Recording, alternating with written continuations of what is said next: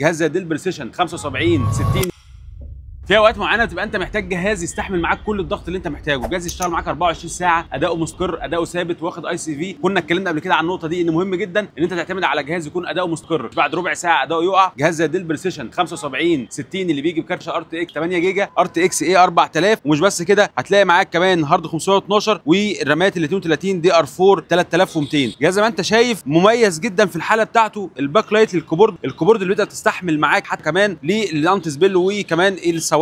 تعالى كمان على المخارج 2 تايب سي مع الدايرتين التبريد، مع كمان كل المخارج اللي انت ممكن تبقى محتاجها كجهاز ورك ستيشن زي ما الكتاب ما بيقول. ار جي 45 اتش دي ام اي، والاتش دي ام اي هنا متوصل دايركت على كارت شاشه، تاخد معاك اداء وبتاخد معاك جوده شاشه لحد 8K، وكمان الميني ديسبلاي، وكمان مخرج التبريد بالنسبه لكارت الشاشه. وعلى الناحيه الثانيه هنا في اليو اس بي 3.2 الجين 3 اللي بيأسرع نقل البيانات على اليو اس بي، وكمان وجود الاس دي كارد اللي مهم جدا لكل اللي بيصمموا واللي محتاج تصوير عشان يقدر دايركت يوصل الداتا بتاعته. جهاز زي ده احنا بنشوف صفقه مهمه جدا، لان الجهاز بيجي بكارت شاشه 8 جيجا، ال 8 جيجا فعلي طبعا مع كل الامكانيات ومع الديل بريسيشن وخامات التصنيع اللي انت بتاخدها دي، فانت بتاخد فعلا اداء وتبريد هو الافضل. جهاز زي ما احنا شايفين حاله مميزه جدا، مش كتير بتتكرر، وجهاز كل المشتملات بتاعته اصليه، مفيش فيها اي حاجه كوبي، وده اللي هنعودك عليه دايما في منتج ستور 36 نص سبيل وارض الجولف. مستنيكم تنورونا.